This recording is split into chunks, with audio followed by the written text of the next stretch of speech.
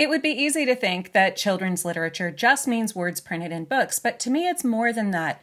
It includes folklore, campfire tales, the bedtime stories that your parents told you as they tucked you in at night, and also songs. There are songs that are so important, they're a shared part of our culture, and they have a huge stamp on our childhood. I mean, I can remember back to going to Girl Scout camp and all the fun songs we would sing when we were eating, walking around, doing crafts, anything. But there's another song that's incredibly important to Americans. In fact, I think it's fair to call it America's second national anthem, and that is Take Me Out to the Ball Game. Some of what I have to say today might seem a little bit over obvious to Americans, but one thing that I've found from living outside the country, I live in England, is that quite a lot of people aren't familiar with this song. Most British people I've met have at least heard of Take Me Out to the Ball Game, but I have met people who have never even heard it, never heard the song, have no idea what it is. And they don't understand how important it is in baseball. Like in America, when we sing this, it's usually during what's called the seventh inning stretch. So baseball's divided into 9 innings where each team has a go at trying to earn points. And then in the middle of the seventh, when the teams are switching, so one team's been batting, they're done. Now the other team's up to bat. So during that switch, everyone stands up and has a stretch, and we sing Take Me Out to the Ball Game.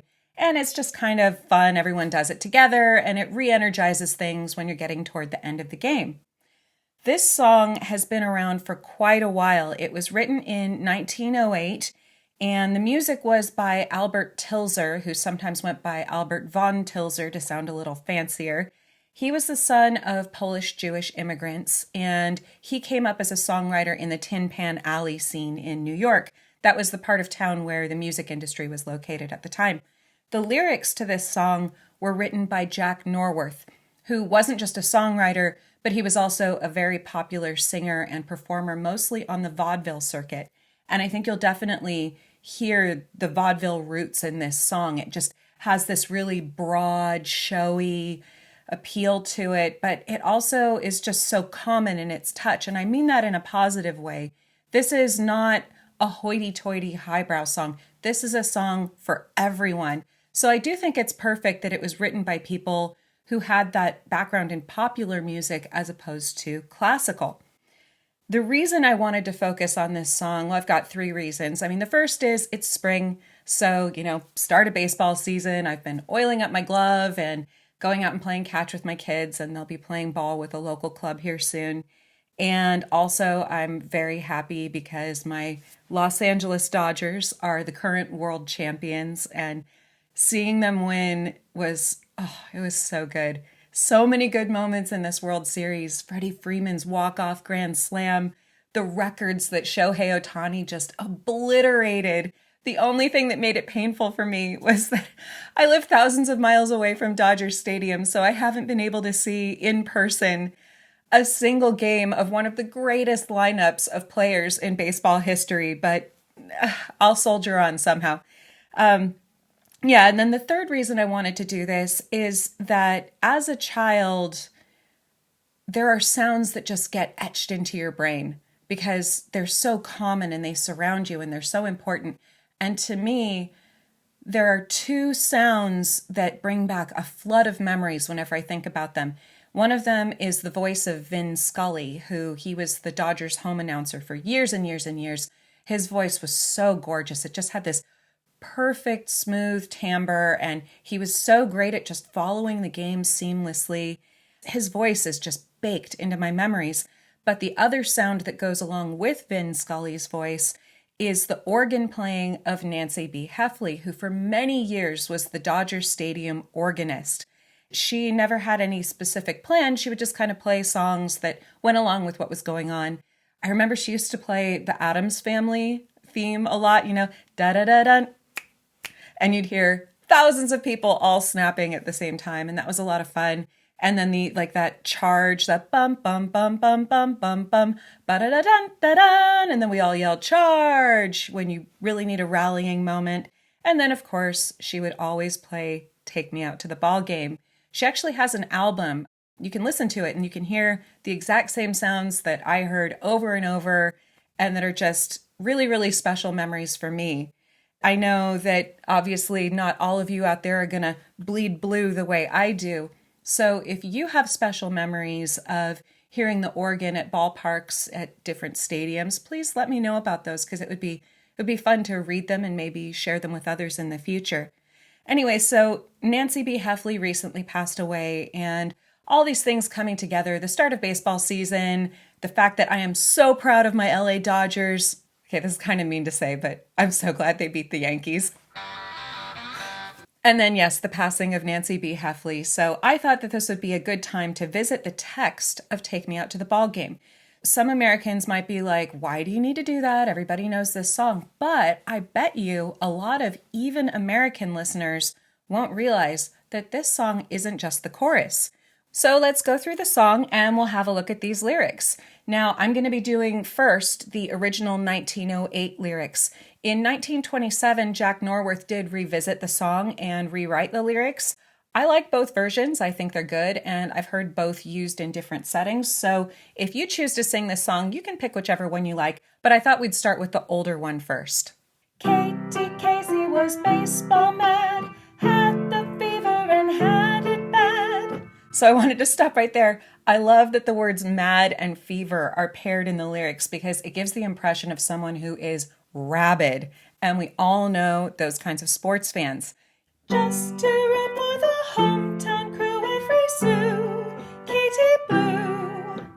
The Sioux, that's a very archaic word. This is an old French word for a coin that they no longer use. It was low value. It'd be like saying, a nickel, a 5-cent piece, or a penny.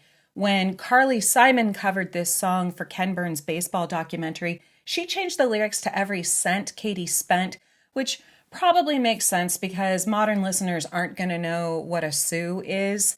So if you don't want to stop and take the time to explain that, it really wasn't the subject of the documentary. I think that change made sense, even though it wasn't originally what Jack Norworth wrote. On a Saturday, her young beau called to see if she'd like to go to see a show, but Miss Kate said no. I'll tell you what you can do. I love also the older slang term beau. Tell you what, let's bring back some old slang. See if you can bring back Sue and beau. I think that'd be kind of fun. So yeah, she doesn't want to go see a show. She doesn't want any of that highbrow entertainment. She's going to tell you what you can do. And then we get to the chorus, which probably most of you have at least heard and are more familiar with. Take me out to the ball game. Take me out with the crowd. Buy me some peanuts and Cracker Jack. I don't care if I never get back. That last lyric, I've heard some spirited, not necessarily unfriendly, but spirited debates. That lyric is often sung ever or never. I don't care if I ever get back. I don't care if I never get back. Let me know which one you think is correct or which one you've thought is correct. In the original text, it is never, but who cares? Really, it doesn't matter. And the words sound close enough that when everyone's singing it, you really can't tell the difference.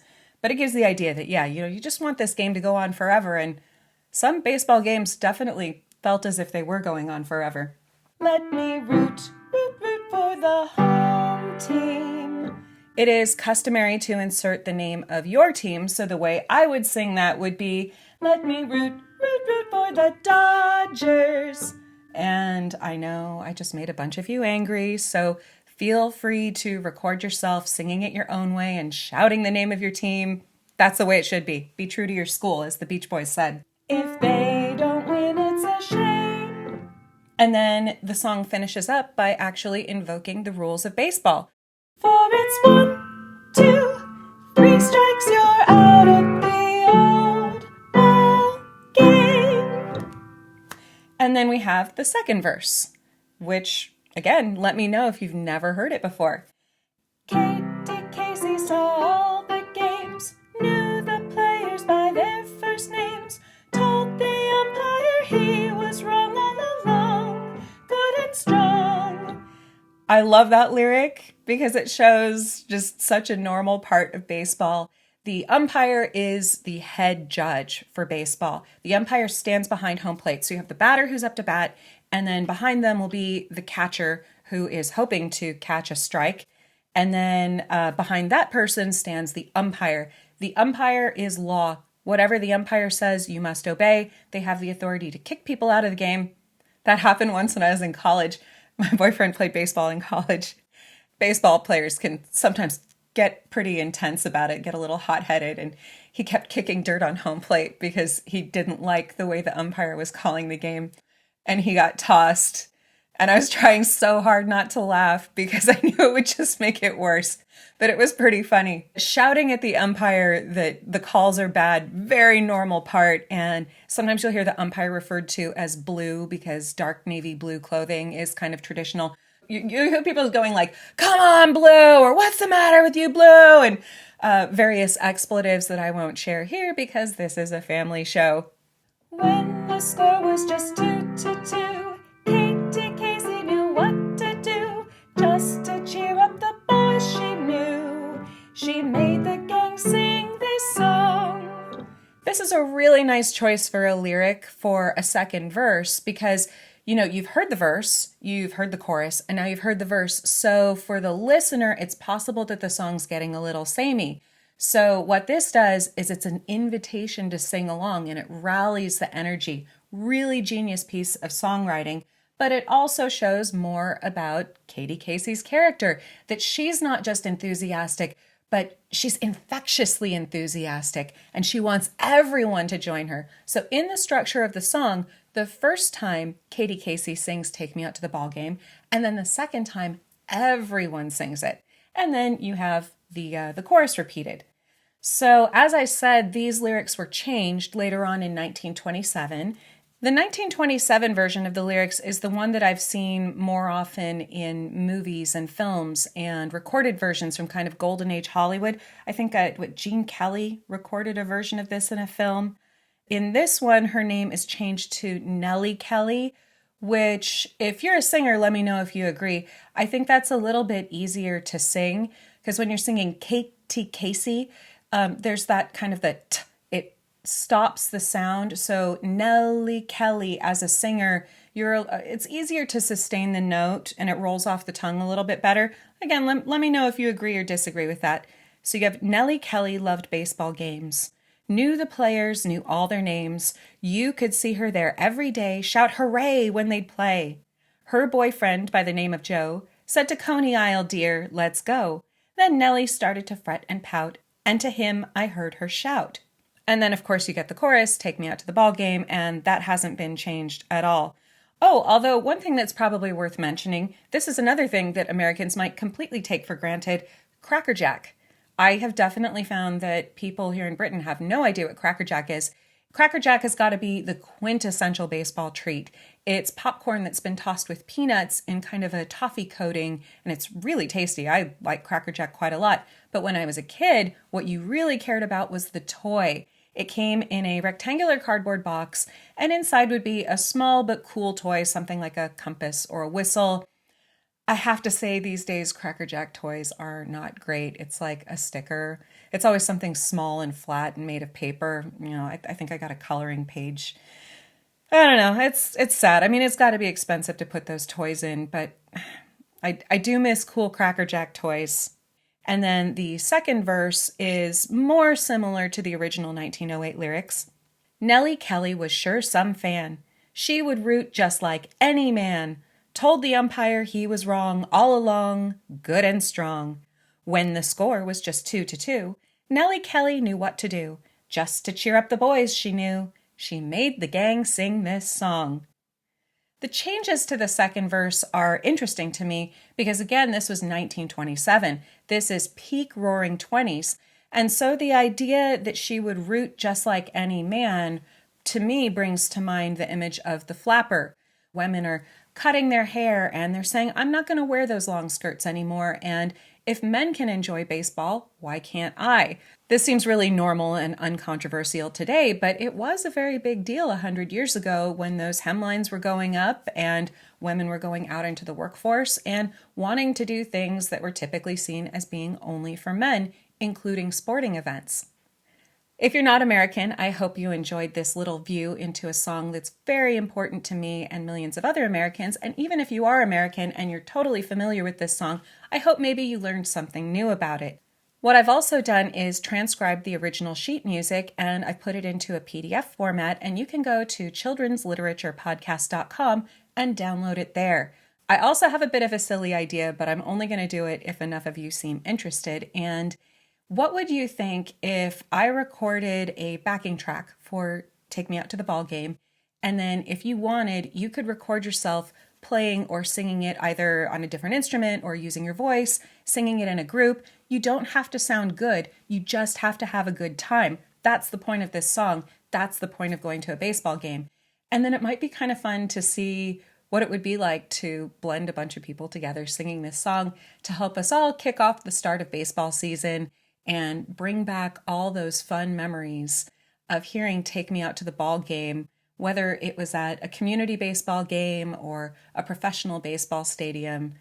I just know that memories of this song were incredibly important to me as a kid. They're still important to me now, and I love sharing this song with my own children, and I hope you do too. So please tell me, why do you love this song? Why is it important to you? What's the most fun you ever had singing it? And yeah, maybe we can make some music together.